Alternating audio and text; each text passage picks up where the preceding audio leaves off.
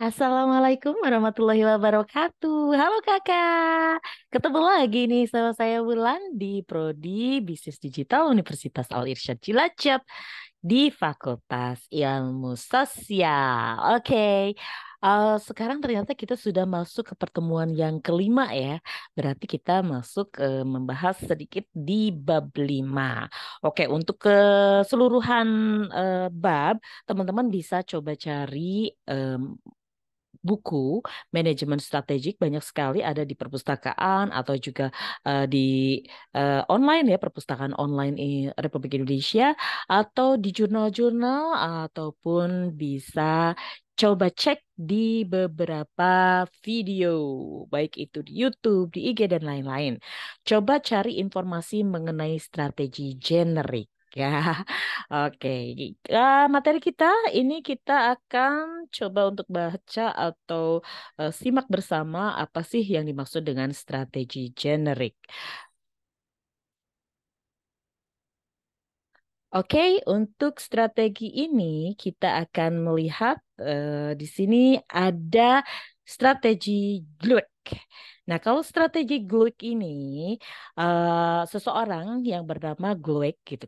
Kalau biasanya kita taunya ada strategi Porter ya itu. Nah, kalau sekarang kita ada seorang ahli yang bernama GLUIK. Ini berpendapat bahwa pada prinsipnya terdapat 4 macam strategi generik. Yang pertama, strategi stability atau stability strategy. Yang kedua adalah strategi ekspansi. Yang ketiga adalah strategi penciutan. Yang keempat adalah strategi kombinasi. Apakah itu? Oke, seperti yang kita tahu, stabilitas. Maka di sini tidak ada pertambahan pada produk ataupun pasar ataupun fungsi-fungsi dari perusahaan. Kemudian ini kondisinya biasanya ada peningkatan efisiensi dan resikonya kecil, kelebihan dari strategi stabilitas. Nah, alasan penggunaan strategi ini maka adalah perusahaan telah berhasil dan menguntungkan. Jadi ya sudah menjaga stabilitas aja gitu loh. Kemudian ini lebih mudah untuk diterapkan dan kalau kita berubah dari strategi ini kita malah takutnya ada pemborosan. Maka ya sudah kita menggunakan strategi stabilitas gitu ya kalau pakai versinya GLOC gitu, GLOEK.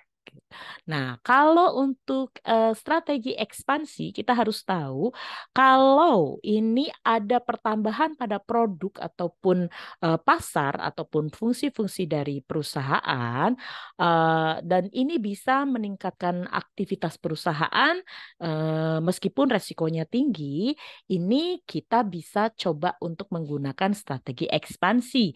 Ekspansi itu seperti yang kita tahu, expand itu berarti memperbesar atau meningkatkan. Dengan alasan penggunaan strategi ini berarti kita bisa uh, karena kita bisa menguntungkan masyarakat dengan adanya perluasan usaha. Jadi masyarakat atau pelanggan kita bisa lebih mudah untuk mendapatkan produk kita atau menjumpai cara entry marketnya juga, cara belanjanya dan lain-lain gitu. Nah, ini bisa diuntungkan masyarakat. Dan ini memang karena ada tekanan dari pihak luar. Tekanannya apa? Tekanannya itu ya memang karena mungkin dari pihak dari eh, kompetitor kita ya, kompetitor kita udah masuk ke online, masa kita masih offline aja gitu. Jadi kita juga, wah ini ya biar kita bisa bersaing, kita juga harus pakai nih. Kemudian ada regulasi, kemarin ada COVID gitu kan, ada COVID yang memaksa kita ada pembatasan kegiatan masyarakat gitu. Maka kalau kita nggak expand pasar kita melalui melalui pasar-pasar online maka kita nanti bisa gulung tikar. Nah, ini adalah tekanan dari pihak luar juga yang membuat kita mengambil ekspansi strategi. Oke, next. Ini ada yang disebut dengan strategi penciutan. Nah, seperti yang pernah kita bahas di materi kita sebelumnya ya, ada tuh namanya strategi penciutan atau retachment. Nah, ini strategi ini kita ambil kalau memang ada pengurangan atas produk atau pasar atau fungsi-fungsi dari perusahaan. Jadi ini kondisinya karena ada penekanan pada pengurangan bisnis, kondisi bisnis menurun, unit-unit tertentu justru butuh penambahan atau mengatasi masalah-masalah yang timbul di SBU, di unit bisnis ya, di unit bisnis kita yang lain. Nah, berarti kita mungkin harus mempertimbangkan untuk menggunakan strategi penciutan ini. Ini alasannya karena adanya kesempatan yang lebih baik di bidang yang lain atau kekuatannya kita ternyata tidak bisa apa ya, mengalahkan atau menghadapi pelanggan persaingan dari kompetitor. Maka ya udah, daripada kita gontok-gontokan mulu, ya sudah mendingan kita ciutkan. Kemudian yang biasanya alasan utamanya nih, kalau memang unit bisnisnya itu rugi mulu, ya sudah kita ciutkan dari contoh 30 anak cabang perusahaan kita atau 30 unit kita tarik menjadi 20 atau bahkan bisa ekstrim menjadi 10 cabang saja, itu juga bisa ya. Kemudian kondisi lain yang memungkinkan kapan kita harus mengambil strategi penciutan adalah mungkin pada saat unit bisnis tidak bisa memenuhi target yang telah ditentukan. Nggak sampai dia rugi, tetapi dia nggak achieve terus targetnya. Ya sudah, daripada kita juga harus ada biaya SDM, biaya listrik, biaya sewa dan segala macam terlalu tinggi. Kalau unit bisnisnya tidak memenuhi target berturut-turut terus-terusan gitu, meskipun sudah dicarikan beberapa tips trik penjualan atau promosi dan lain-lain, kalau memang tidak bisa memenuhi target, besar pasak daripada penerimaan, besar pasak daripada tiang, maka waktunya kita untuk menggunakan strategi penciutan.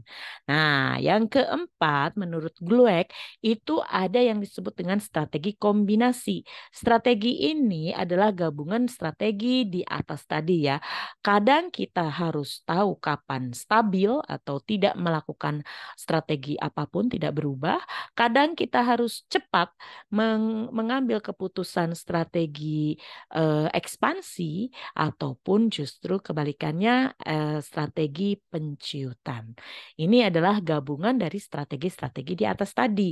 Karena apa? Alasannya ini karena memang perubahan di industri, di persaingan di bisnis itu memang sangat cepat sekali. Maka kalau kita hanya terus-terusan dalam kurun waktu hanya menggunakan satu strategi saja, kita mungkin bisa dihantam gitu lah. Jadi kita memang harus lebih fleksibel. Jadi menggunakan berbagai kombinasi. Nah, ini juga alasan lain kenapa kita pakai strategi kombinasi, karena seperti yang sudah kita bahas bahwa life cycle dari produk atau umur dari produk yang kita produksi itu memiliki tahap-tahapan kehidupan dan berbeda-beda. Pada saat kita introduction produk kita masuk pertama ke pasar, tentu saja kita akan menggunakan strategi ekspansi ya. Kita expand, kita harus buka pasar tuh. Kemudian pada saat growth kita juga mungkin masih expand. Tetapi pada saat mature maka itu stabil. Gitu. Tetapi pada saat decline, kalau sudah tidak bisa ditolong, maka strategi yang tepat adalah penciutan. Oke, bisa dipahami ya teman-teman ya. Kalau teman-teman pengen tahu gambar diagramnya untuk life cycle dari produk, coba dibuka video-video sebelumnya atau dicari literatur-literatur yang related ya. Oke, saya akan lanjut dulu. Kita akan ulas lagi sedikit mengenai strategi generik dari Porter. Ini kalau yang Porter itu pokoknya intinya gimana caranya mencapai keuntungan yang tinggi, itu berarti membeli dengan harga yang rendah, kemudian menjual kembali dengan harga yang tinggi. Ya, itu aja deh. Yang penting itu kan ada selisih ya. Selisihnya itu adalah keuntungan. Nah, ini keunggulan bersaing menurut Generic Porter itu pada dasarnya ada tiga, tetapi kita bisa juga membagi menjadi empat, yaitu kalau posisi biaya rendah, kemudian sasarannya luas, kita bisa mengambil strategi keunggulan biaya.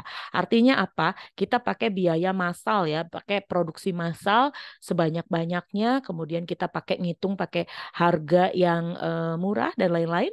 Kemudian kita pangsa pasarnya, targetnya kita tembak ke banyak orang. Kemudian kalau ternyata kita punya barang itu unik yang kita ingin perlihatkan atau kita persembahkan kepada pelanggan kita, tapi sasarannya luas, maka kita bisa pakai strategi diferensiasi.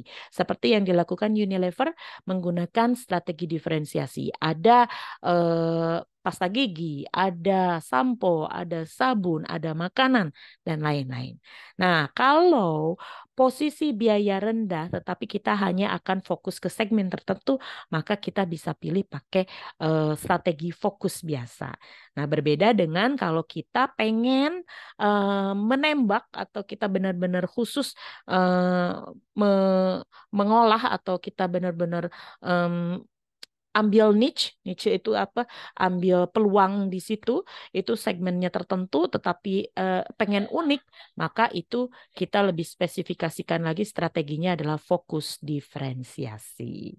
Oke, teman-teman, kalau kemarin kakak-kakak ini sudah paham sedikit banyak mengenai strategi-strategi yang bisa diambil oleh korporasi terkait dengan di kuadran manakah perusahaan kita, maka tentu saja teman-teman bisa lebih paham pada saat kita membahas materi kali ini. Karena ini hanya mengulang kembali.